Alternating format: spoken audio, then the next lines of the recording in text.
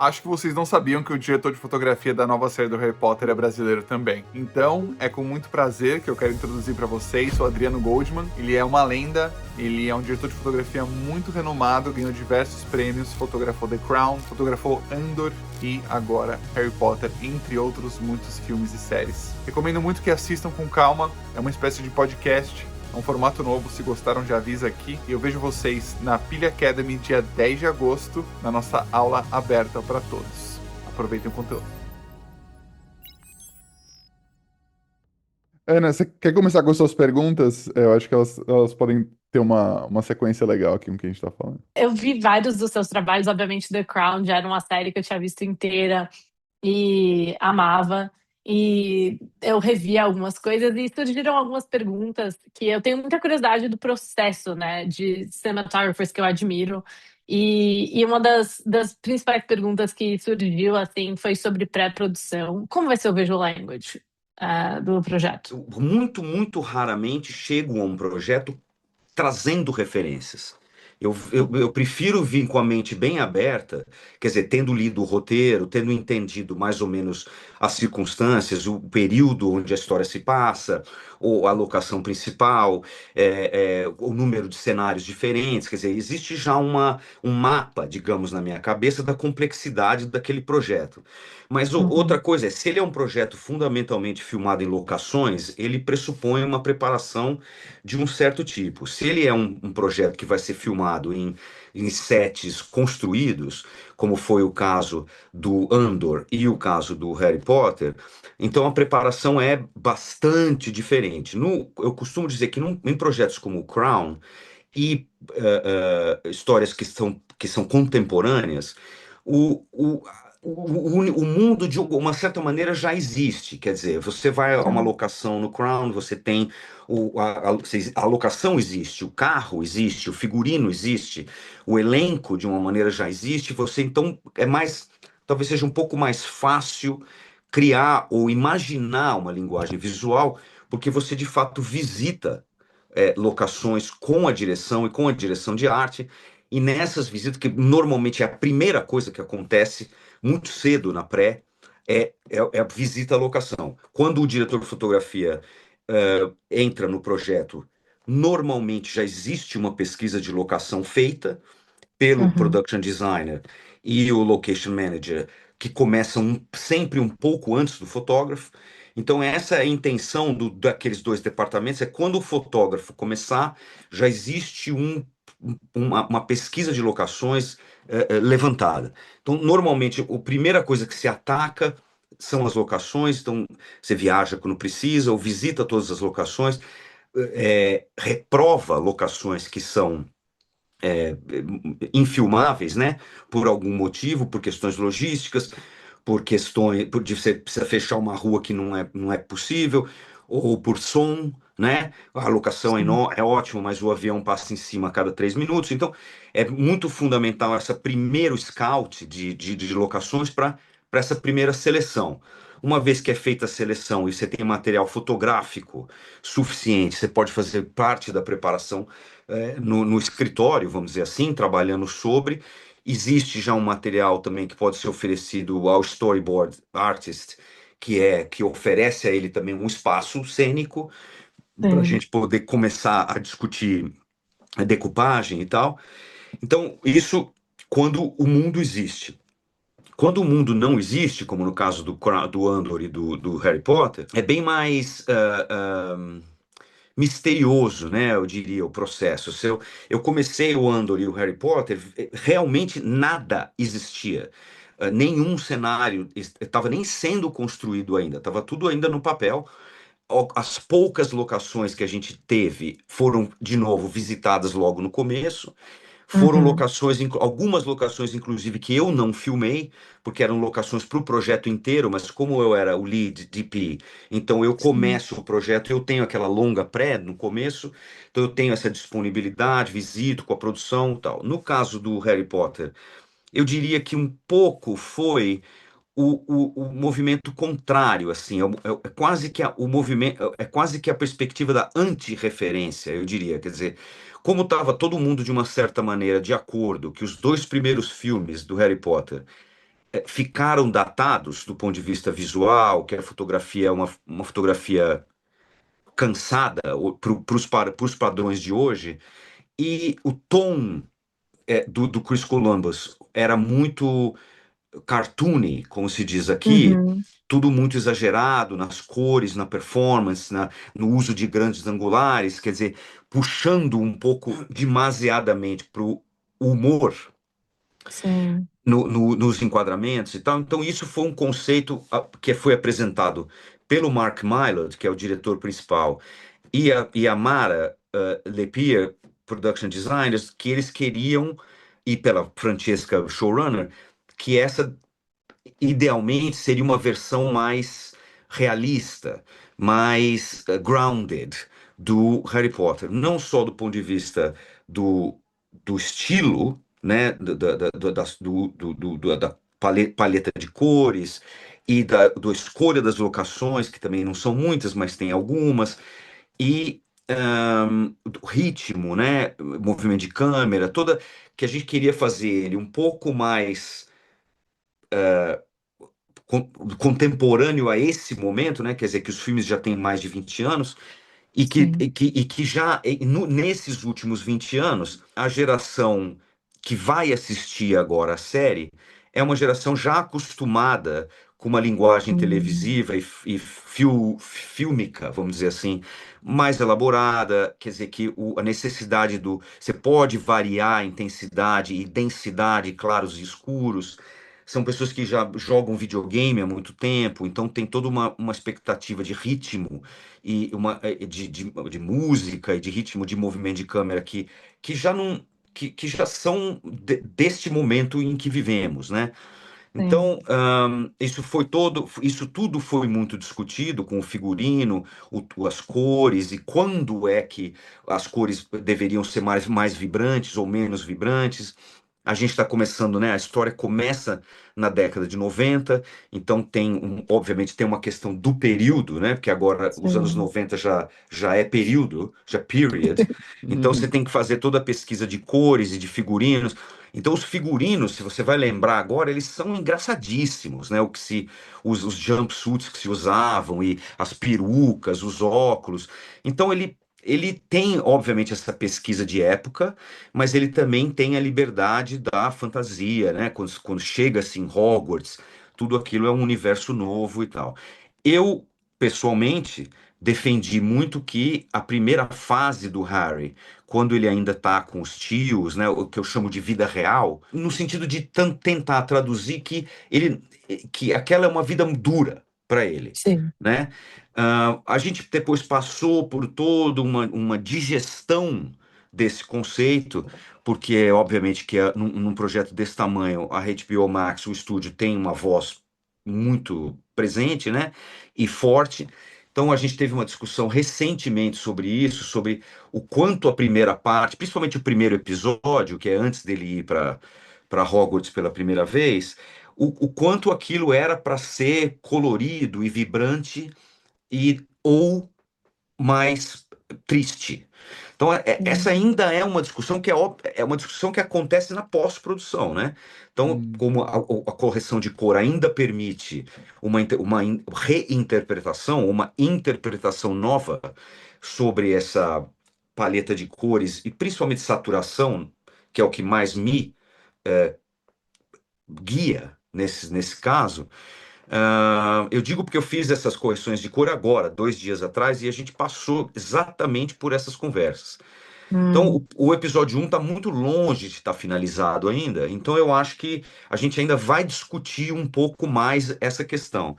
Mas para dizer que, se você quer liberdade criativa, eu fiz um filme no final da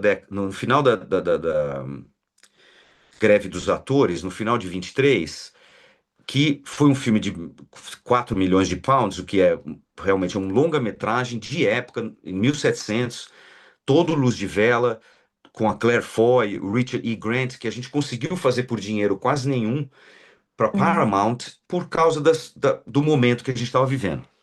E nesse tipo de projeto, a interferência quase não existe.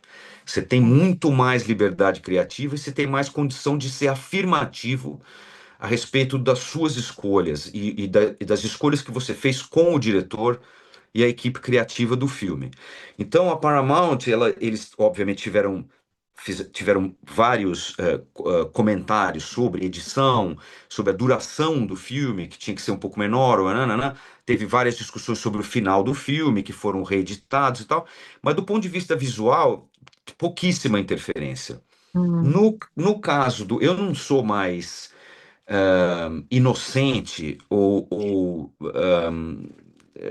como é a palavra, naive, né, em inglês, Uhum. sim, para não entender ou para negar para mim mesmo o fato de que esse projeto não é meu, né? É um projeto que sim, eu estou colaborando e eu pretendo colaborar da maneira mais evidente, efetiva possível. Quer dizer, ao mesmo tempo, eu, como diretor de fotografia, eu gosto também da ideia que a fotografia seja quase invisível.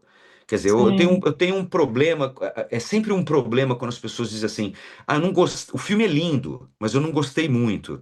Então, uma fotografia boa não salva um filme ruim. Então sim, eu tenho o meu, digamos assim, o meu drive, a minha metodologia pessoal é de dar palpite em tudo. Quer dizer, eu fico. Se a performance não for a melhor, não vai adiantar o meu trabalho ter sido lindo, eu ser obcecado pelo enquadramento que está no canto superior direito do meu frame, comprometer a eficiência e a máquina que precisa existir, né, que é maior do que eu, que é maior do que todas as minhas pretensões. Então eu sim, tenho, e um pouco do meu sonho de trabalhar fora do Brasil, obviamente estava associado à ideia de autoral, mas também à ideia de trabalhar na indústria. sim, Eu não recuso isso, eu abraço isso. Então, fazer o Harry Potter já foi, nossa, ter sido convidado e sem falsa modéstia, com o destaque. Quando a primeira entrevista que eu fiz com o Mark Mylod, minha vida ficou muito fácil, porque ele falou: desde que eu peguei o projeto, você é o primeiro nome da lista. Então que massa. foi uma questão de moldar uma relação com ele, ao invés de tentar ganhar o projeto. Eu achei Entendi. que. Então, foi muito bom para mim. Eu já comecei com muita confiança, achando que o meu trabalho era valorizado e era a mim que eles queriam e tal. E, Adriano, E, desculpa interromper. Uma pergunta rápida, só aproveitando que o contexto que você acabou de dar pra gente. Qual foi a sua. Você pode mostrar um pouco pra gente como foi o momento em que você, de repente, recebeu a ligação, ou recebeu um e-mail, ou essa confirmação chegou dentro de você? O que que você sentiu assim? olha, eu senti como eu falei agora, uma validação muito grande do trabalho que eu tenho feito aqui, principalmente na Inglaterra, que faz mais de 10 anos que eu trabalho aqui. Então, hoje eu já tenho uma rede desde opções de equipe e diretores com quem eu trabalhei, produtores com quem eu trabalhei, diretores de arte. A primeira coisa que eu escutei, na verdade, é que havia uma possibilidade do Stephen Daldry fazer o Harry Potter. Hum, Então, a gente explorou, porque eu sou muito amigo dele, a gente explorou essa. Eu entrei em contato com ele diretamente, a minha agente entrou em contato com os assistentes dele, até que a gente descobriu que não é verdade. Tinha tido um interesse, mas não era verdade. E porque eu estava explorando essa opção, eu deixei claro para minha agente, ó, se surgir uma oportunidade para colocar o meu nome na mesa de quem quer que seja, eu, eu gostaria de pelo menos de estar nessa discussão, nessa conversa. Eu estava em Budapeste em 2024 fazendo uma série para Netflix que chama Death by Lightning, com o Michael Shannon e o McFadden. E aí o McFadden, que é muito amigo do Mark Mylod, que eles fizeram Succession, uma hora ou outra perguntou para mim: você está envolvido nessa história do Harry Potter? Aí opa, Hum. antenou, e aí logo depois minha agente me ligou, falou: olha, o Mark Mylod é que é o cara que está por trás disso, e ele está sim realmente interessado em conversar contigo. nós fizemos 2 Zoom calls quando eu ainda estava em Budapeste, e foi super legal, respondendo a primeira pergunta, né? Foi muito bacana esse primeiro encontro. Fui eu, ele, o produtor e a Francesca nesse Zoom. Depois teve um segundo Zoom, que foi ele e o David Heyman, que é o dono do IP, vamos dizer assim, né? O cara que fez, é o produtor executivo que fez todos os filmes, que é o cara que ainda é responsável, né? A ponte entre a HBO, Warner Brothers e o grupo criativo. Então eu senti que aquele segundo Zoom, que a desculpa foi se eu me sentia à vontade em trabalhar com tanto o VFX, e eu disse que sim, tal, mas no fundo era porque o David queria conversar comigo e tal. Então houve, de fato, entrevistas e um certo escrutínio, mas eu me senti muito confiante o tempo todo, e eu estava num momento também de carreira que eu estava, no fundo, acho que quanto mais relaxado você está, no fundo eu pensei assim, também se eu não pegar, eu não peguei, quer dizer, não é o fim do mundo e tal. Então eu acho que isso ofereceu para mim uma certa tranquilidade, assim, que é fundamental. E eu, nos meus approaches iniciais, eu nunca falo de fotografia nas Hum, conversas. Nem dos filmes, nem de nada. Eu falo de personagem, de arco de personagem, quem é a production designer, qual é, até aquele momento, o que foi que ela propôs, ou ele, no caso, ela propôs como. Aí me foi oferecido toda essa visão grounded, mais científica, vamos dizer, do processo, mágica como uma coisa que é física e orgânica, e não simplesmente um flash de luz que não tem uma explicação e tal. Nós tivemos palestra com Brian Cox, que é esse físico famosíssimo aqui. Tivemos uma palestra com ele em que a gente perguntava, na sua percepção da natureza e dos fenômenos físico-químicos, o que existe na natureza que parece mágica, né? sim, Então, magnetismo, a aurora boreal, são coisas que são mágicas, mas elas têm explicações científicas, tal.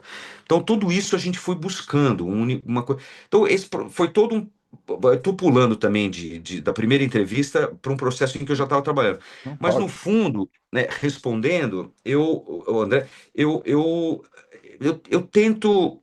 Eu tento me oferecer como colaborador desde o começo, em vez de vir com uma agenda de falar de equipamento, de lente. sim, Na primeira sim, entrevista, acho que deveríamos fazer isso em anamórfico, ou eu sei o quê, porque eu sou muito pouco teórico nesse sentido. Eu me considero muito mais um contador de história e um cara que usa uma mídia específica, que são sensores e lentes e luz, para para ajudar a contar aquela história. Então o que não é único, eu não sou o único, mas eu tenho pouco drive técnico. Eu não uhum, tenho, eu gosto dos equipamentos, eu sei lidar com todos eles e tal, mas também num projeto desse tamanho acontece muito do meu operador de câmera A e o meu focus puller A terem um papel muito grande como diz isso, na formatação e na organização do que é necessário tecnicamente para fazer o projeto. Então eu tenho reuniões de storyboard e quando o A-Camera Operator começa, a pré dele, a gente faz uma leitura do roteiro e uma leitura do cronograma de filmagem dia a dia, porque aí ele vai me ajudando a fazer apontamentos sobre dias de grua, dias de Steadicam, dias de mais de uma grua, dias disso, isso aqui. Então ele vai me ajudando a ter porque é realmente, como eu falei, é muita coisa para você fazer sim, sozinho. Então aí você começa a precisar de um departamento já para te sim, ajudar a entender, né? Então eu agora, por exemplo, eu vou passar por um processo, eu resolvi que eu vou mudar câmeras e lentes para a temporada 2. Então isso implica que eu tenho que fazer testes de câmera e lentes de novo, eu tenho que ajustar o meu LUT para esse novo workflow. Então mas porque é técnico, né, o que eu faço. E Mas o Adriano, meu ponto de a Ana até tinha pergunta sobre testes de câmeras que eu acho que agora pode ser um bom momento para isso. Inclusive, você fez isso em The Crown, né? Você mudou as lentes de acordo com o casting, né? Que isso foi muito fiz, interessante trazer um fiz. pouco disso. E mudei a câmera por conta só de upgrade tecnológico mesmo, Sim, porque eu comecei fazendo com a F55, a Sony F55, e ela ficou ultrapassada. Durante o processo veio a Venice, e a gente então, aos poucos, eu fiz 3 temporadas com a 55, e depois eu passei para Venice 1. E como o André falou, eu tinha quando eu ouvi pela primeira vez que o casting mudaria a cada 2 temporadas, e o Peter Morgan já tinha essa coisa dele de como fazer um ajuste de linguagem ao longo das temporadas por causa do período e por causa do elenco. Então eu falei, uma coisa que eu posso fazer é tentar mudar as lentes quando mudar a rainha. E, sim. sabe por quê? Porque para me provocar, porque no fundo, se eu fizer tudo com o mesmo equipamento, é muito Hum, menos dor de cabeça, muito sim. menos. Quer dizer, eu estou comprando dor de cabeça para mim agora na temporada 2, um pouco por causa do workflow de computação gráfica. A Alexa 35 que eu fiz a primeira temporada em 4K, ela, ela não é. O VFX Department precisa de um pouco mais do que isso, Hum, eventualmente para alguns plates, e especialmente para o que eles chamam de scale-up nas cenas do Hagrid. Então, porque você filma um ator tamanho normal e tem que fazer todo o scale. Então, quando eventualmente você hum, precisa recortar o Hagrid e fazer um blow-up, você precisa de um pouco mais de resolução para aquele plate específico. Então eu acho que a gente hum, provavelmente vai fazer a série com a Venice 2 Primo Lenses. Então acho que o workflow principal vai ser, acho que é 5.4, eu acho que é o que a Venice faz mínimo, e talvez 6, ou talvez 8K. Então a gente provavelmente vai ter que ter uma série de Primo 70s no caminhão, porque quando a gente for fazer plates para o VFX, a gente tem que. Aí usa o mesmo corpo, mas muda o sensor e muda um pouco a ótica. Então, é muito bom para eles e para mim é péssimo. Como eu diria, quer dizer, eu vejo diretores de fotografia, o Greg Fraser, eu não estou me comparando, pelo amor de Deus, tenho o maior pânico de me. Mas eu vejo a paixão que esses caras têm, o Tivo, o Eric Messerschmidt e outros tantos, hum, de mistura de formato, de trabalhar. O caminhão tem todas, de film cameras até 5D, e tem tudo dentro do caminhão. Eu acho isso uma loucura. Quer dizer, realmente, para mim, eu prefiro pintar com luz e ter uma tela. Para sim. eu prefiro pintar em óleo on canvas, por exemplo, né? Hum. Em vez de ficar misturando muito a técnica. E Adriano, Óbvio. rapidinho, só Hum. o que que na história te conectou exatamente a essa lente e essa câmera? Olha, eu fiz as temporadas 3 e 4 do Crown com as Super Speeds, né? Que são lentes da década de 80, que tem uma família, família prima, que são as Standards 2.1, que foram lançadas mais ou menos ao mesmo tempo.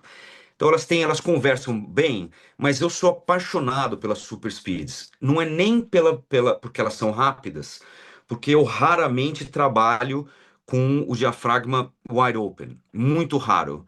Então eu trabalho com as super speeds em T2, 2.5 para salvar o miolo da resolução da lente, mas eu adoro realmente a dessaturação que ela oferece e uma suavidade de contraste, sem precisar de filtros de difusão e tal. E isso é muito evidente, porque como é um set muito pequeno, você precisa completar o set, e normalmente eu faço isso com as ICE Standards.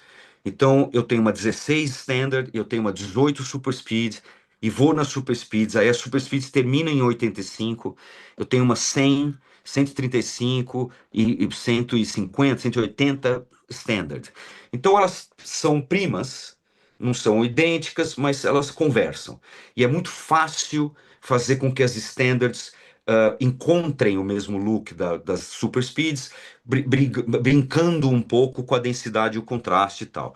Então agora eu já estou sendo mais técnico. Então é uma questão de paixão. Eu amo as super speeds do mesmo jeito que eu amo as C-Series anamorphics, porque eu não gosto de lente muito técnica, muito sharp, como, por exemplo, a Master Prime, que é uma Hum, maravilha de um equipamento que eu já usei outras vezes. Eu hum, acabo colocando alguma difusão, acabo tratando a lente de alguma maneira. As Primo oferece um pouco dessa suavidade, a C-Series talvez seja das lentes mais funky que tem, assim, no sentido de distorções e flares e tal. Então eu prefiro sujar um pouco a, hum, a qualidade digital do sensor do que ir super, super sharp, né? Então mesmo o Andor, que é um projeto de ficção científica, a gente fez com C-Series para deixar ele com uma cara mais gritty, mais mais rock and roll, diria, menos técnica, né? sim. E você também mencionou essa questão da iluminação, que é uma das grandes partes, uma das suas ferramentas maiores, obviamente, como diretor de fotografia.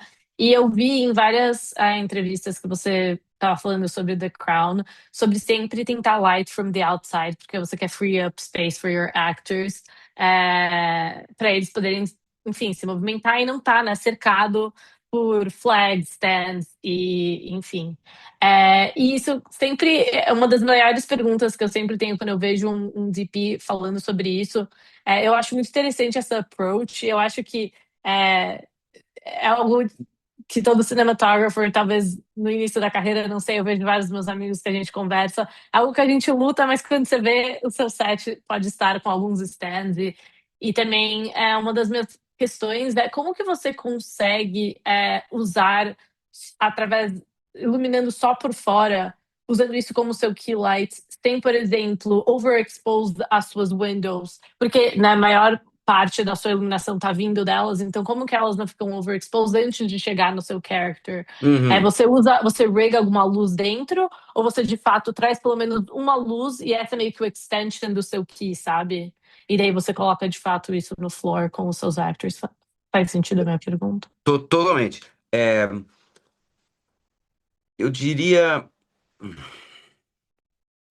eu não sei o que que vem primeiro. No fundo, acho que o conceito que por acaso foi aplicado no Crown, no Andor, agora também no Harry Potter, é o que eu chamo de single source approach.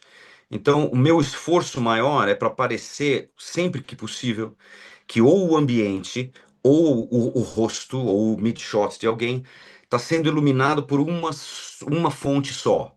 Então, eu tenho algumas obsessões e isso me ajuda muito a ir guiando a minha estratégia de iluminação. Então, uma é que eu não veja mais de uma sombra no rosto de alguém. Segundo, é que eu consiga, obviamente, tudo isso tem que estar de acordo com a estética definida e decidida com a direção. Claro. Eu tenho obsessão por eye sparkles. Quer dizer, eu preciso de um jeito achar o olho e um brilho no olho. Então, às vezes, isso acontece movimentando a fonte, às vezes acontece movimentando o ator com a ajuda do diretor, né? Então, muitas vezes acontece isso mesmo, virar a performance, trazer o ator para mais perto da janela, com ainda mantendo uma liberdade de mise-en-scène, etc., mas tentando orientar, e isso fica um pouco mais fácil quando a direção já tem um conhecimento do tipo de trabalho que eu, vamos dizer, ofereço, e o ganho de velocidade que isso agrega.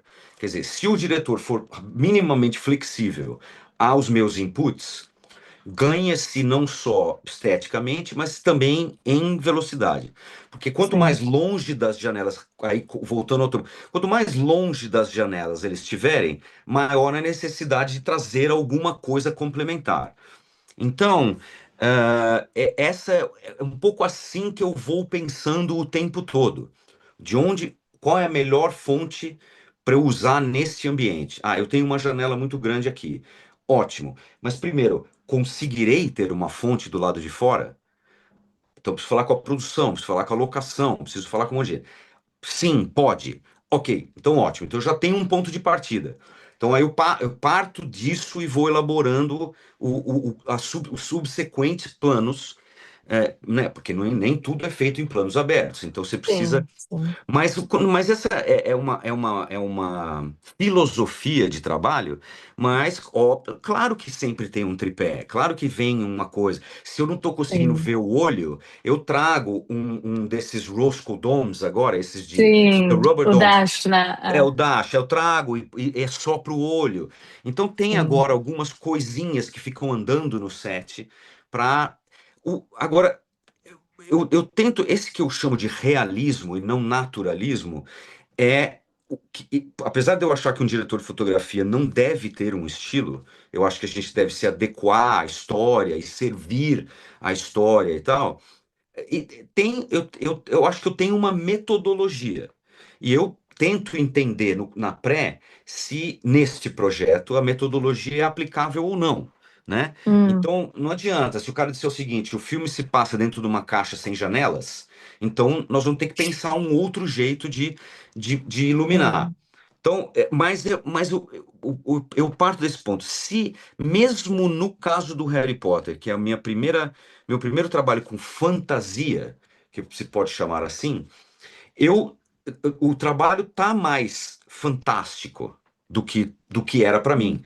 Mas eu achava, volto a dizer, que a primeira parte, a vida real, em Private Drive e na cidade, na escola, eu iluminei como eu faria.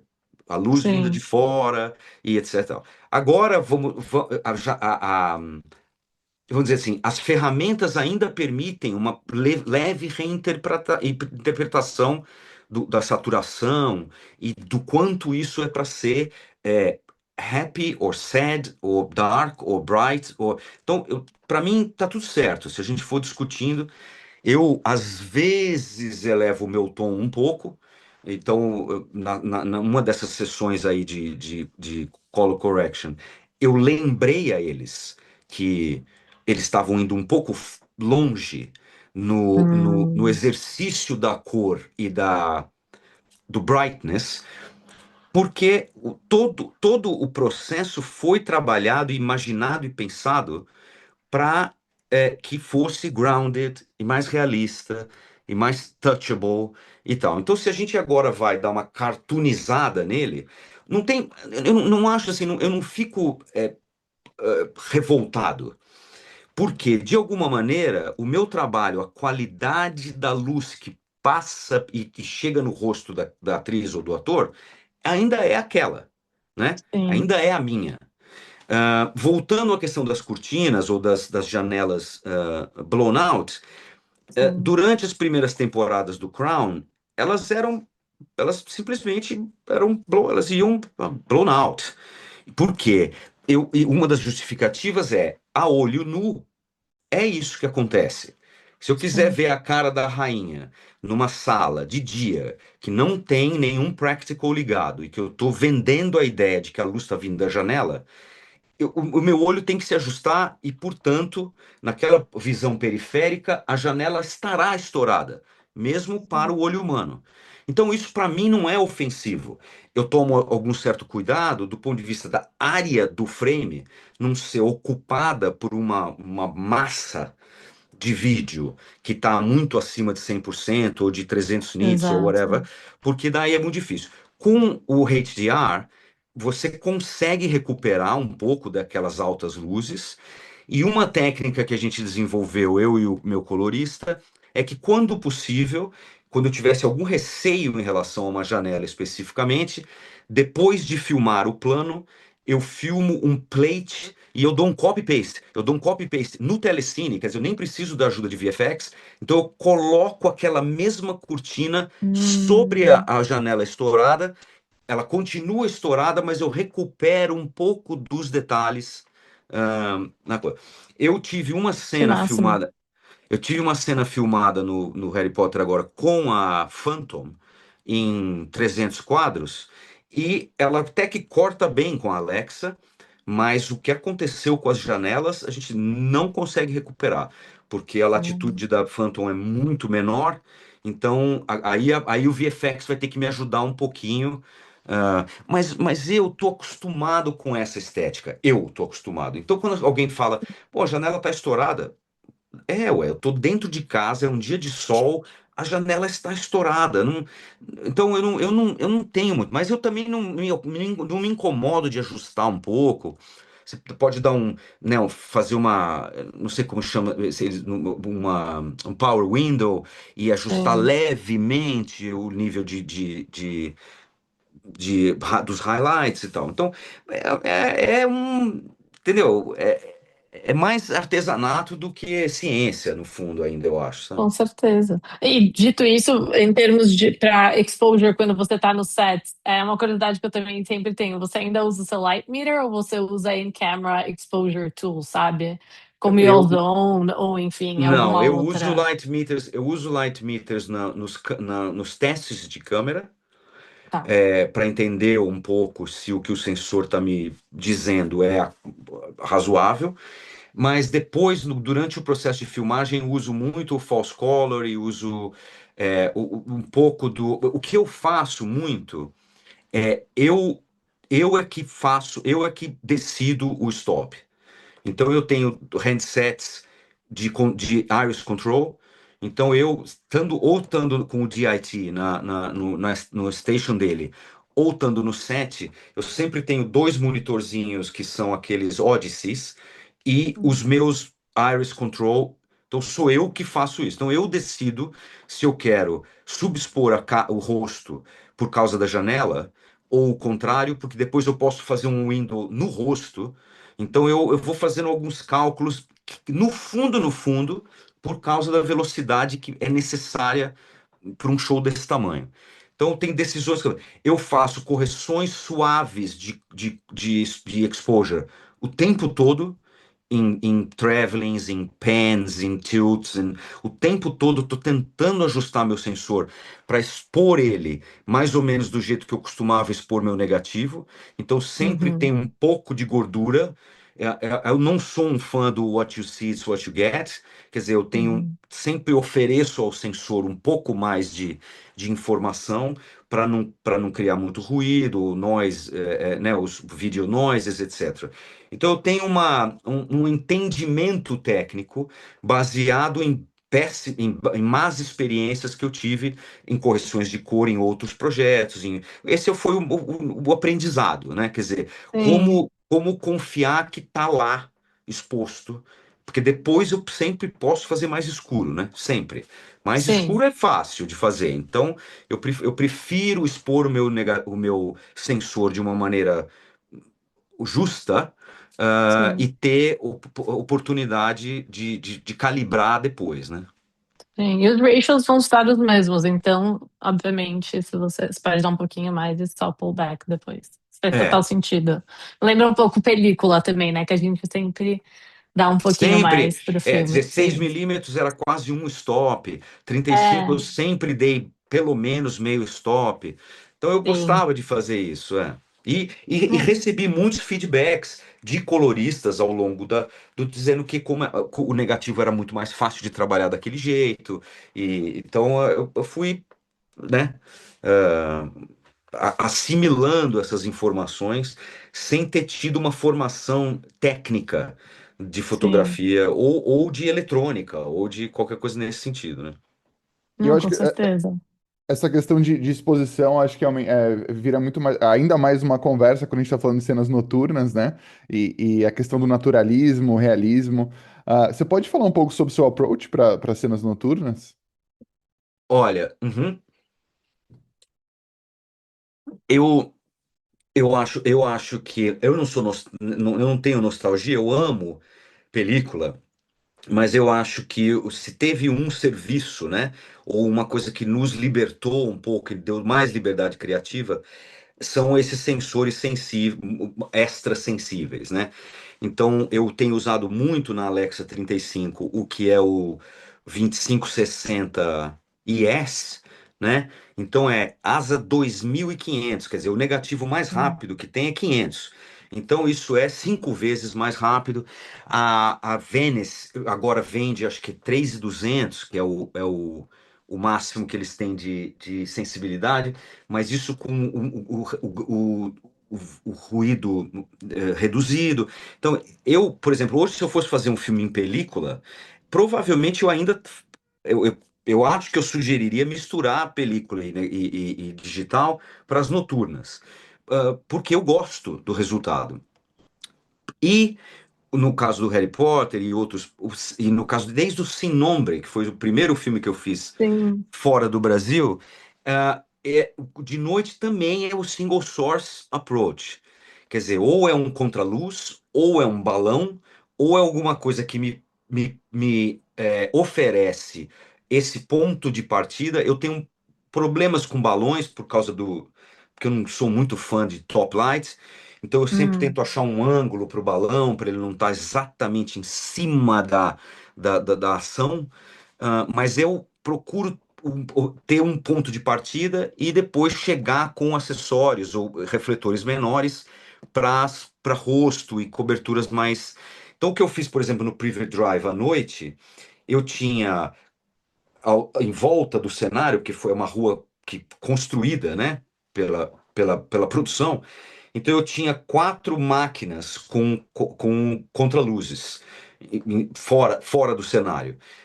Eram, acho que assim, cada Manitou eu tinha, sei lá, 20 é, vortexes. Então Sim.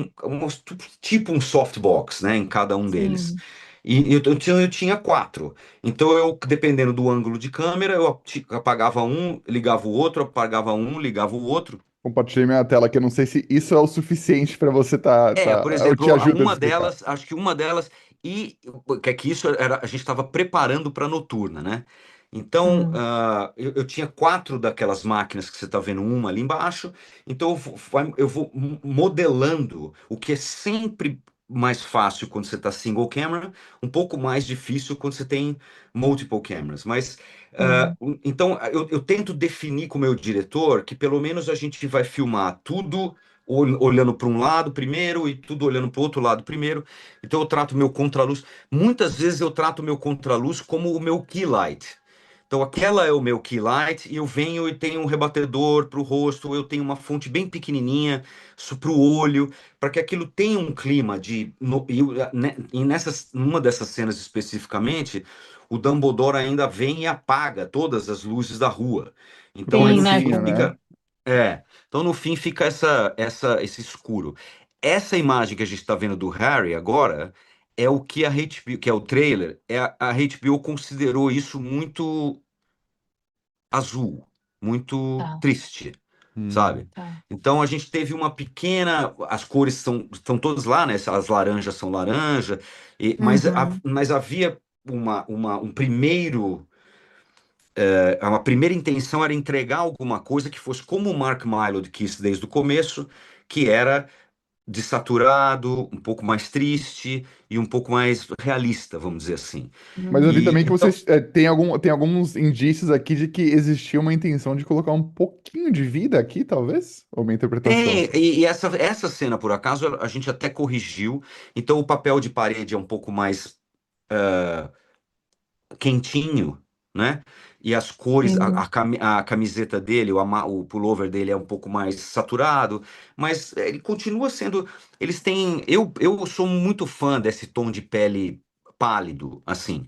Eu Uhum. tenho um certo receio em ficar colocando muito tom na pele, que eu acho que fica meio colorizado e tal. E o Dominique, que é o menino, ele é extremamente pálido, é um menino branco. Sim. Então, mas isso já foi um pouco reinterpretado, no sentido de que os lábios têm um pouco mais de saúde e que ele tenha seja um pouco mais pop, talvez seja a Sim. palavra, né?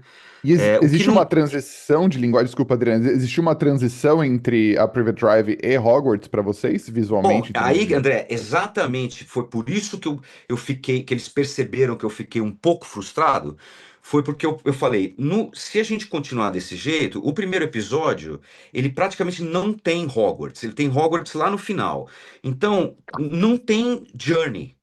Se tudo Hum, for bonitinho, coloridinho e alegre, qual é a percepção? Bom, aí quando chegou, não tô brincando, e outra coisa que acontece nessas sessões de correção de cor é que a gente para sequência por sequência e faz comentário e pequenas correções e prossegue e vai indo em frente.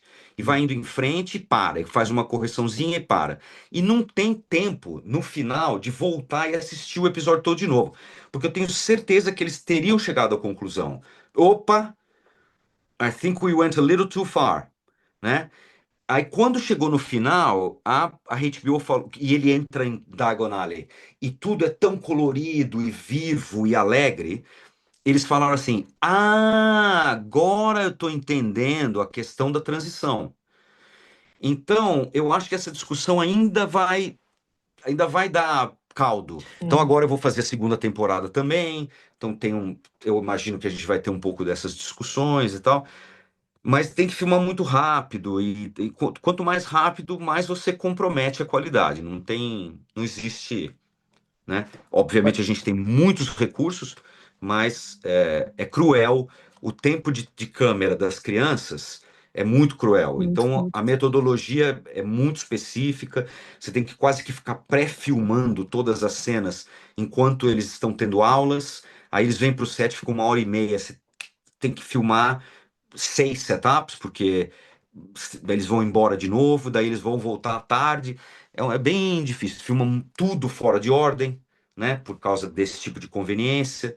Então é bem complicado o processo, mas agora também eu já fiz um, né? Que eu lembro que o Adriano comentou em uma das entrevistas, eu acho que foi a da Sony sobre The Crown, que você trata até cada cena quase como um short film, né? E você vai através, qual é o objetivo dessa cena, enfim, porque isso é meio que o que tá grounding emotionally a sua cena e através dessa conversa que você consegue transparecer isso na cinematografia e emocionalmente para a plateia que está assistindo.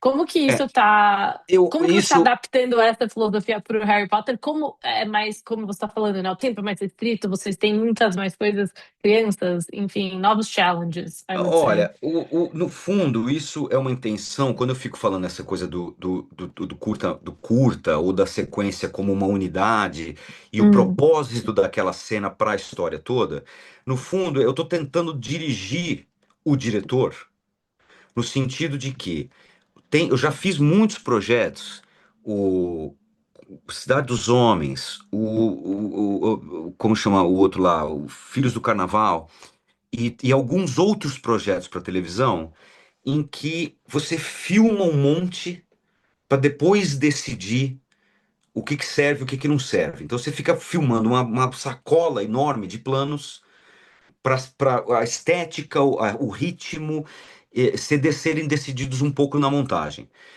Eu fico tentando fazer com que os diretores e os atores e todo mundo assumam um compromisso com o que está sendo feito ali naquela hora. Não dá para fazer tudo. Não dá para fazer tudo. Então, qual o propósito da cena? O que que a gente absolutamente não pode esquecer ou não fazer, tá certo? Então, é um pouco isso. Eu fico tentando defender uma espécie de cobertura mínima, que não é mínima necessariamente, mas que não é exagerada, que também não fica dando 50 mil opções para os editores. Porém, o Mark Mylod, que vem de Succession, e chegou no Harry Potter dizendo que não, não, eu não vou fazer Succession, não, isso aqui a gente vai fazer mais composto, os planos têm seu propósito e tal. Ao longo da temporada, a gente foi filmando cada vez com mais câmeras. O Mark uhum, tinha um pouco essa coisa, ele falou, não, não tem jeito, a gente não tem oportunidade de fazer nenhum reshoot com essas crianças, então eu preciso carregar um pouco mais de material comigo para montagem e tal. Mas ele é tão brilhante, como diretor, que você vai entendendo que ele de fato está certo, ele tem razão, porque é muito sim, risco você não levar um pouco de gordura, né, para a sala de edição. Então a gente começou a adicionar uma câmera ou outra, principalmente quando tem muito elenco, muitos figurantes e muitas reações. Você precisa colecionar um número de reações porque só 10% delas vão ser boas. Então a gente começou a ter um número que é preocupante, mas ao mesmo tempo eu ainda tento vender a filosofia de que a A-camera é a câmera que conta a história, que segue o ah, storyboard, e é a câmera do diretor e da script supervisor. Então, aquela câmera tem que oferecer o que a história está precisando naquele momento. E as outras câmeras vão construindo uma narrativa paralela, ou eu fico sempre perguntando, why do you need so many cutaways? sim, Então, e aí se o cara me explica, então eu vou atrás.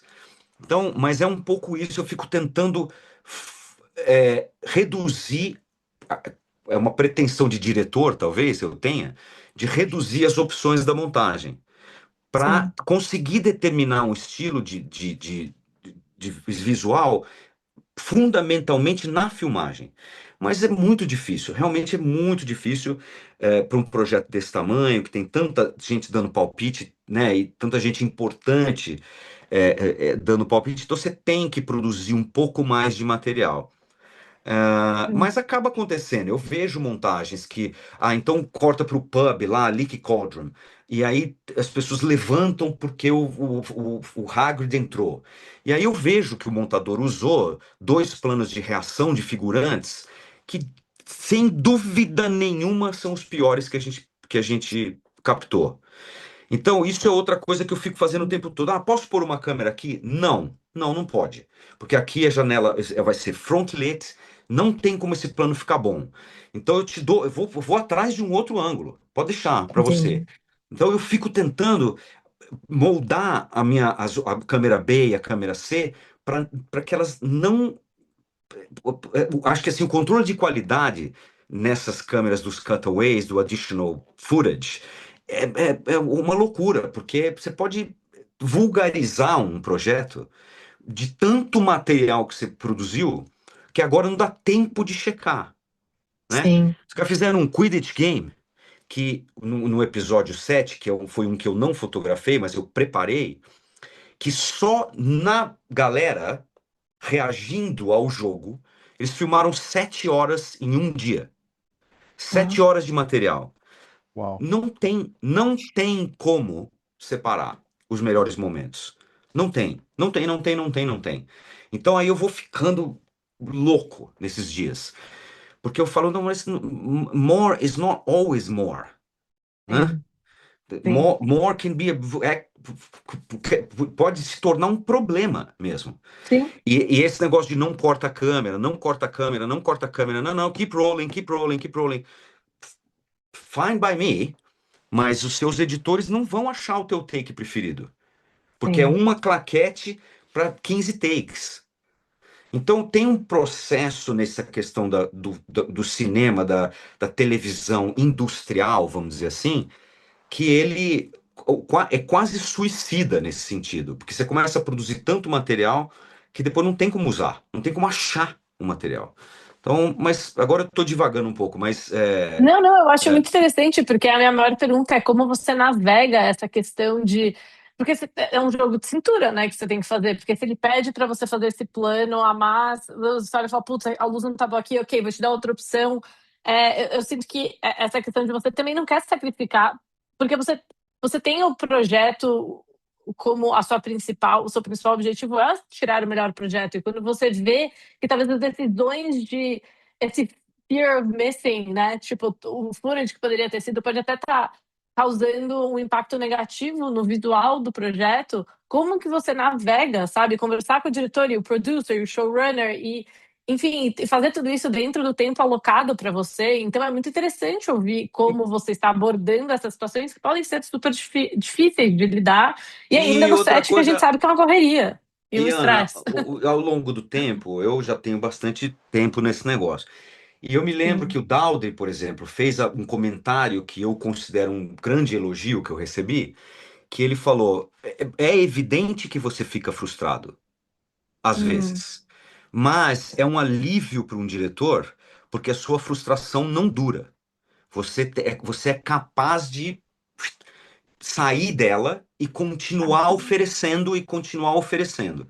Então eu acho que eu vejo o meu papel pessoalmente muito mais. Eu me considero mais um filmmaker do que um diretor de fotografia. Eu realmente entendo que é uma grande máquina, que tem muita gente envolvida, que tem muito recurso, muito dinheiro, muita expectativa envolvida, e que ser ditatorial ou ser extremamente exigente no que diz respeito ao meu trabalho especificamente, ele cria conflito, ele não agrega e ele, hum, pode fazer com que a filmagem fique bem mais lenta. Então, eu gosto da ideia de que eu colaboro para a máquina continuar funcionando e que eu não vou desistir de dar palpite e que nem sempre eu vou ganhar. Nem sim, sempre, mas eu não desisto, entendeu? Eu tento, sim, eu chego cedo, eu chego antes do diretor, eu ando no set, eu tiro isso. Eu digo que a coisa que eu faço melhor é desligar coisas. Então eu tenho um pré-light gigantesco em que eu peço um zilhão de coisas, e no dia eu falo, não quero isso, não quero isso, não quero isso, corta, corta, corta, corta, corta, corta, e eu vou achando eu vou voltando ao single source sim, philosophy ou approach. Toda vez que eu posso apagar um refletor, eu apago. E é isso sim. que eu falo muito para os diretores de fotografia que são convidados e que vêm depois de mim e tal, tal, tal. Então eu fico falando assim, quando em dúvida, desliga alguma coisa, entendeu? Simplifique. E essa coisa de Sim. sombra cruzada, eu falo, não, você pode ter várias fontes, mas no rosto eu prefiro que seja Uhum. limpo e clássico e tal, sabe? Então é complicado também essa história de colaboração, porque eu sou lead, mas eu não sou o único DP, Sim. né? Eu tive a participação do Mark Milo, Mark Patton e o Christoph Nuyens agora na primeira temporada. Eu fiz 4 episódios, eles fizeram 2 cada um ao projeto, assim, sabe? Ele curtiu a ideia de que já tinha uma coisa para ele seguir. Porque é o grande problema que eu vejo em séries com múltiplos diretores e múltiplos diretores de fotografia é a questão da lealdade, né, ao look inicial, porque todo mundo entende. Porque, por exemplo, o Crown, ele era um privilégio para todo mundo que vinha de visitante, porque apesar de ser uma história contínua dentro daquele período de 10 anos, ou histórias que são lineares do ponto de vista cronológico, ela não, cada história é cada episódio é meio uma coisa em si. Então havia um pouco mais de liberdade criativa para os diretores e fotógrafos convidados. Você não Hum. está, né, você não tá vindo de uma coisa. Andor é uma história de 10 horas. Então tinha que ter uma continuidade maior, apesar de também ter o privilégio de como ele muda de planetas. Então, cada lugar que ele vai podia ter uma cara diferente. Tem um planeta verde no Andor, né? Então, aquilo era uma realidade em si só, do ponto de vista estético. O Harry Potter, não. O Harry Potter é um livro, uma série, uma Hum. história. Então, a continuidade. E eu, como não sou exagerado, e eu sei que essas coisas são difíceis de conseguir, eu falo: se os closes forem consistentes, o uso de lente e essa história do olho e a história da fonte única, vamos dizer, se você for reconhecendo seus heróis ao longo de 8 episódios, já é um ótimo começo. Então, você não vai enquadrar o Harry como a 18, porque a gente não faz isso. Sim. Simplesmente não faz. Aí fala assim, não, mas e quando ele está embaixo do Invisibility Cloak? Que a gente tá. Bom, aí sim. Aí a gente vai Sim. abrir uma exceção. Então, é uma sucessão. Você tenta criar uma Bíblia visual para que as Sim. pessoas sigam, ao mesmo tempo, cada um é cada um, não tem muito jeito, né? O melhor Sim. mesmo é a indústria agora chama de limited series, né? Como eu Sim. fiz essa em Budapeste. Eram 4 episódios, um diretor, um roteirista, Então isso eu acho, isso tô achando que é a coisa mais legal que tem ultimamente é isso, porque aí você tá no controle, né, Entendi. da palheta e da escolha das lentes e do grau de distorção, quando você quer distorção ou não, né? Então eu acho esse formato de limited series um negócio incrível, tô achando incrível. Eu acho que minha última pergunta, só ia perguntar se tem alguma situação como cinematographer agora na sua carreira, com tanta experiência que você tem, que ainda te deixa nervoso quando você lê num roteiro, sabe? Assim, por exemplo, para alguns cinematographers é um night sequence, ou isso não existe mais, assim, talvez isso nunca existiu para você como Não, cinematographer. Tem existe, algo. existe, day exterior, eu diria, Tá, porque eu sonho. Eu já diria que todos nós sonhamos com controle. Eu quero ter controle da luz. E quando eu estou filmando na rua, eu não tenho controle. Então eu sim, tento trazer, a gente tenta trazer um pouco de controle com, né, com negativos, ou com difusão, ou com alguma coisa assim, mas a luz fica mudando o tempo todo. E quando a gente está fazendo esse tipo eu sei que eu não terei tempo, por exemplo, eu tento o tempo todo com o assistente de direção, numa externa dia, eles sempre me perguntam se tem preferência por nuvem ou por sol. Eu digo nuvem. Então no começo há uma ótima intenção de todo mundo.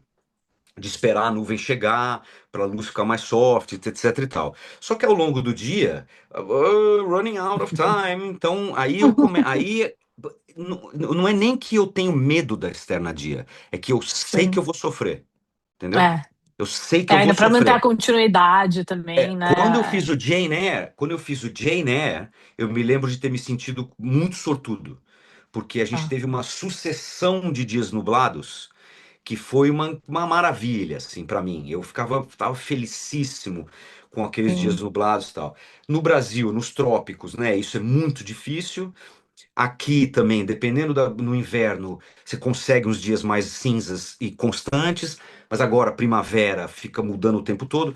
Então eu diria que externadia para mim é um problema, assim, sabe? Eu vou acabar tendo que filmar alguém front lit e eu vou voltar para casa meio nervoso. Mas faz sentido. eu adoro o estúdio, no fundo. Eu tenho uma escola, né?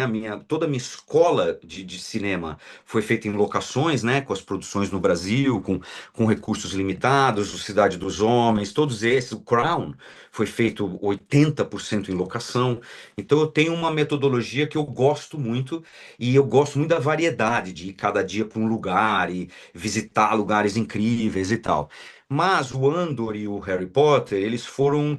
Eu tô cada vez apreciando mais essa história do controle total sobre as fontes e eu tenho uma equipe muito boa e agora com os desk ops, né, e o desk management, vamos dizer assim, você tem tudo no iPad, então as Sim. respostas são muito rápidas, então eu tô gostando desse formato. E eu nunca filmei em cenários.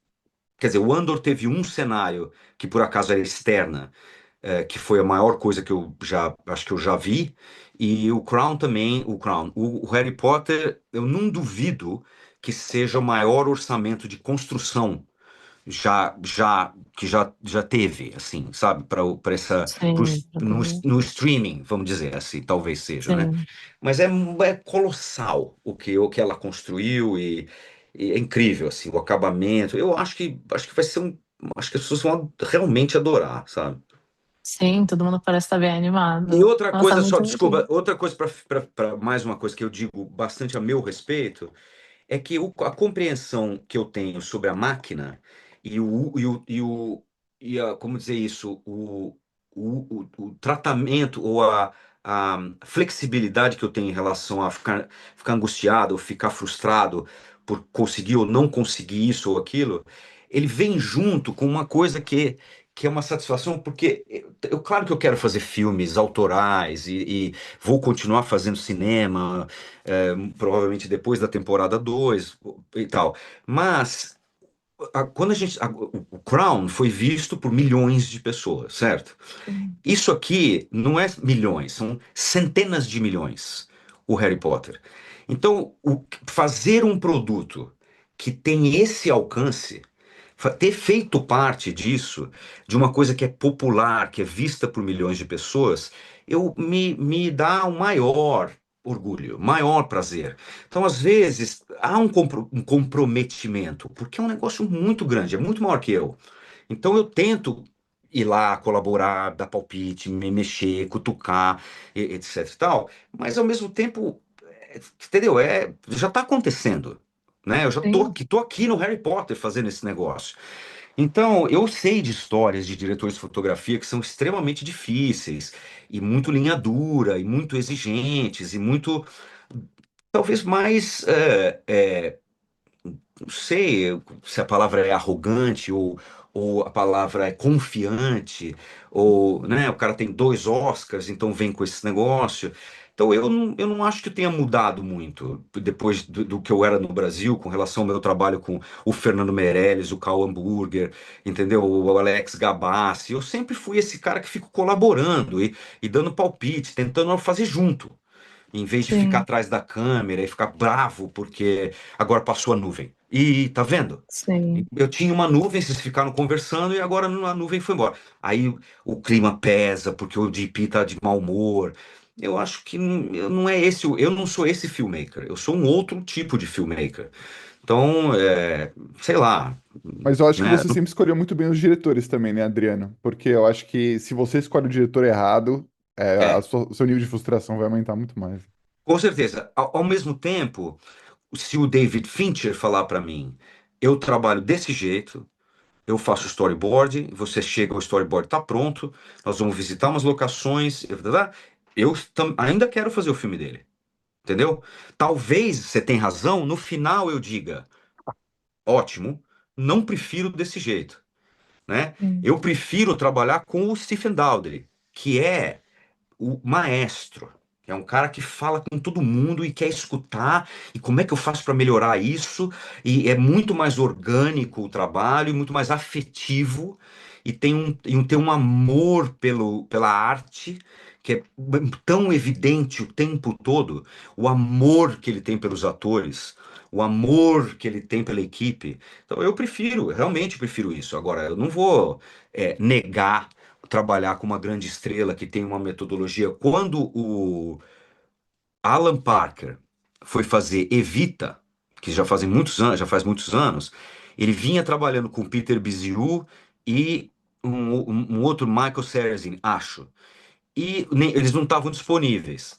Ele chamou o Darius Conde, que era um moleque Sim. ainda, e falou: Olha, eu gosto muito do seu trabalho, mas o meu maquinista é o meu maquinista, eu trabalho com essa equipe de efeitos especiais, eu lido com a fumaça e o nível de atmospherics no meu set, eu Uhum. tenho um jeito de trabalhar. Então, se você topar, eu gosto muito do seu trabalho, mas eu sou eu, né? Aí Sim. o Darius falou, Where do I sign? Certo? Porque é Sim. o Alan Parker. Então eu não tenho essa. O André tem razão, claro que. Mas eu também tento moldar meus diretores um pouco, assim, sabe? Durante a pré. Deles entenderem que eu não sou um cara setorizado, né? Que eu Hum. tô ouvindo tudo, que eu tô querendo falar com tudo. A minha relação com os atores, eu sou amigo do John Lithgow por causa do Crown e agora nesse projeto. Então, sabe, o Adriano, todo mundo, eu tenho uma. É bom, eu sou meio assim, diplomata, né? Vamos dizer assim também. Então, Maravilha. Bem brasileiro isso da sua parte, né? É. acho que sim, é. Tudo começou porque eu queria fazer cinema, mas eu queria viajar e fazer amigos. Então, acabou juntando a coisa. A Isabela Rossellini uma vez falou que o que a gente faz é um privilégio enorme, porque você nunca sabe se você está trabalhando, aprendendo ou se divertindo. Ou tudo junto, né? Então, realmente é bacana. Agora, tem pressão, tem momentos ruins, né? Tem momentos que não são bons. Então, mas acontece, né? Se não Entendi. tiver potencial de se converter em caos, aí acho que você não pode chamar de arte, né? Quer dizer, você tem o controle do caos, né? Um pouco o que a gente Sim, faz, né? Que demais, Adriano. sem Saiba que, assim, dúvida. ao mesmo passo que você ficou orgulhoso de estar envolvido em Harry Potter, acho que o Brasil inteiro vai ficar orgulhoso de saber que você está envolvido em Harry Potter. Então, pô, prazer enorme conversar com você. Acho que essa conversa que poderia ter durado 6 horas, assim. Você tem um dom de dar aula. Foi uma aula, não foi uma entrevista nem nada do gênero. Então, muito obrigado.